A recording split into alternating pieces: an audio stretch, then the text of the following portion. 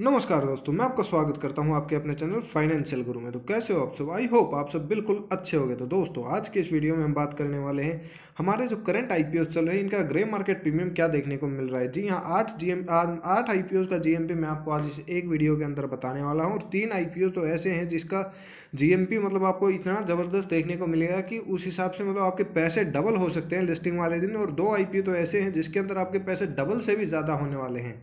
तो मैं आपको ये सारे इस आईपीओज़ के बारे में इसी वीडियो में बताने वाला हूँ। आप बिल्कुल लास्ट तक इस वीडियो को जरूर देखें। अगर आप चैनल पर पहली बार आए तो चैनल को सब्सक्राइब करें, और अगर आपको वीडियो पसंद आए तो प्लीज़ वीडियो को लाइक करें और अपने फ्रेंड्स के पास शेयर करें। और अगर आपका कोई सुझाव हो तो आप कमेंट सेक्शन में कमेंट करके ज़रूर बताएं।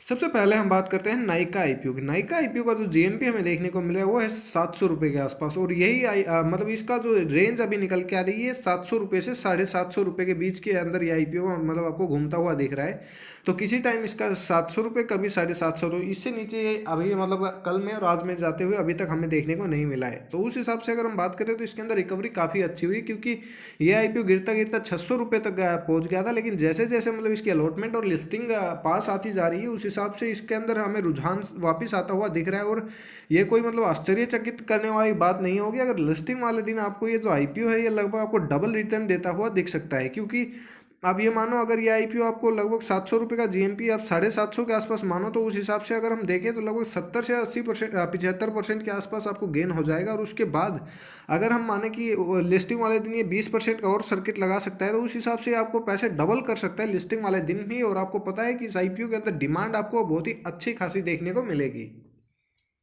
अब अगर हम बात करें सिगाची इंडस्ट्रीज आईपीओ, जी हाँ, ये एक बहुत ही जबरदस्त आईपीओ आपको देखने को मिल रहा है। इसका जो जीएमपी निकल के आ रहा है वो है 180 रुपीज़, और जो इसका इशू प्राइस है वो है 163 रुपीज़। तो इस हिसाब से अगर हम कैलकुलेशंस करें तो हमें लगभग 110% के आसपास गेन होता हुआ दिख रहा है। और ये भी एक कंजर्वेटिव साइड का जीएमपी, क्योंकि इसका जीएमपी भी हमें 200 रुपीज़ के आसपास या 200 से ऊपर तक जाता हुआ दिखा था। तो क्या पता ये मतलब अलॉटमेंट हो तब तक इसके जीएमपी के अंदर भी हमें और मतलब बढ़त देखने को मिल सकती है। उस हिसाब से हम मान सकते हैं कि इसमें भी आपको और भी ज़्यादा गेन हो सकता है। तो अगर हम कंजर्वेटिवली भी माने तो आपकी जो मतलब आप अगर 180 के हिसाब से माने तो 110% का तो गेन आपका कहीं भी नहीं गया। और अगर आपने पता ही होगा कि ये जो आईपीओ है T2T कैटेगरी का है, तो ये लिस्टिंग वाले दिन आपको मैक्सिमम 5% का अपर सर्किट दिखा सकता है। तो जैसा हमें पारस डिफेंस में होता हुआ दिखा था कि आईपीओ लिस्टिंग के बाद हमें लगता मतलब लगातार 5% के ऊपर ही सर्किट देखने को मिले थे, तो वही इस आईपीओ के अंदर भी हो सकता है। क्योंकि रिटेलर्स का जो कोटा इस आईपीओ में बहुत ही कम है, और ओवरऑल आईपीओ का साइज भी लगभग 125 करोड़ का है। तो उस हिसाब से हम देखें तो सप्लाई बहुत ही कम होने वाली है इस आईपीओ के अंदर भी। तो आप इसमें आपको बम्पर मुनाफा होता हुआ देखने को मिल सकता है। अब अगर हम बात करें पॉलिसी बाजार आईपीओ की, तो इसका जो जीएमपी निकल के आ रहा है वो है 85 रुपीज़। इसका जो मेन कारण है वो ये कि इस आईपीओ के अंदर जो हमारे पास एंकर बुक बन के आई थी वो तो अच्छी बन गई थी, लेकिन बाद में जो क्यूआईबीज और एचएनआईज ने मतलब क्यूआईबीज ने तो फिर भी कुछ सब्सक्रिप्शन किया था, लेकिन जो एनआईआईज थे इनकी तरफ से हमें कुछ भी सब्सक्रिप्शन आता हुआ नहीं दिखा था। तो उसी वजह से इस आईपीओ का जो जीएमपी है हमें वो नीचे जाता हुआ देखने को मिला है। अगर हम 85 के हिसाब से देखें तो इसके अंदर जो अभी हमारा गेन परसेंटेज निकल के आ रहा है वो 8.6% के आसपास हमें देखने को मिल रहा है। और अगर हम बात करें इस आईपीओ को एचएनआई कॉस्टिंग की, तो वो हमारे पास लगभग यही 13 से 15 रुपये के आसपास है। तो उस हिसाब से देखें तो बहुत ही ज़्यादा मतलब आप ये मान सकते हो कि डिफरेंस इसके बीच है। तो इस आईपीओ के अंदर भी आपको सेलिंग प्रेशर लिस्टिंग वाले दिन आते हुए देखने को नहीं मिलेगा।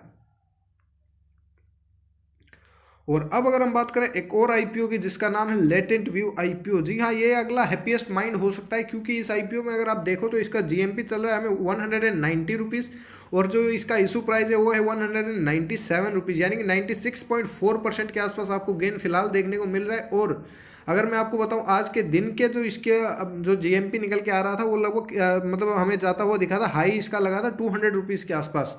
तो उस हिसाब से अगर हम देखें तो 200 में तो ये आपको लगभग इसका जो इशू प्राइस है 197 का, तो आपको डबल से भी ज़्यादा गेन इस आईपीओ के अंदर भी देखने को मिल रहे हैं।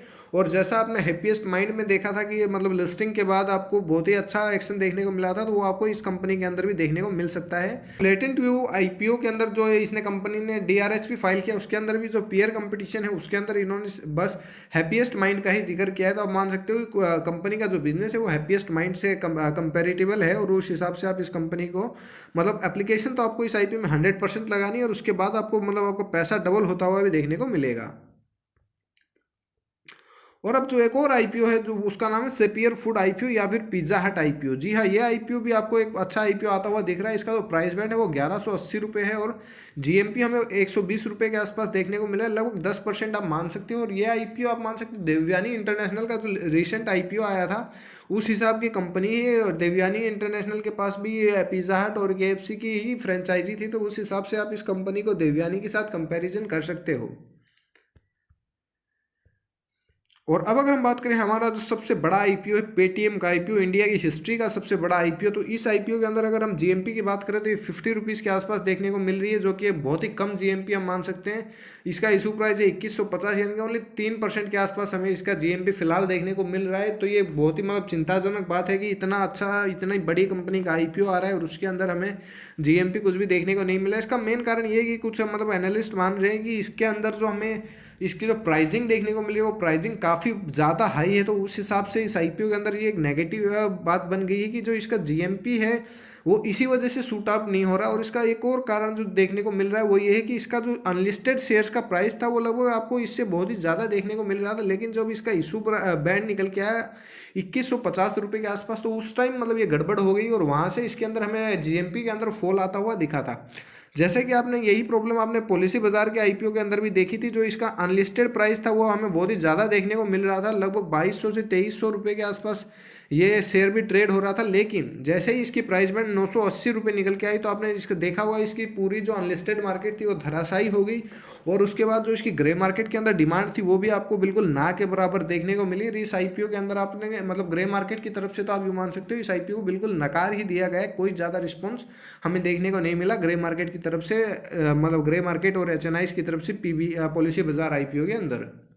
और अब अगर हम बात करें फिनो पेमेंट्स बैंक आईपीओ की, तो जो फिनो पेमेंट्स बैंक आईपीओ इसके अंदर हमें आज तक कोई भी अभी एक दिन भी हमें कोई जीएमपी अपडेट देखने को नहीं मिला। इसका जीएमपी 0 है, इसके अंदर कोई भी ट्रेड होता हुआ हमें देखने को नहीं मिल रहा है। मतलब स्टार्टिंग से अब तक किसी भी दिन हमें इसका कोई जीएमपी अपडेट अभी तक देखने को नहीं मिला। इसका मेन कारण ये है कि ये कंपनी काफ़ी ओवर वैल्यूड देखने को मिली और नए ज़माने का बिजनेस है, पेमेंट बैंक है।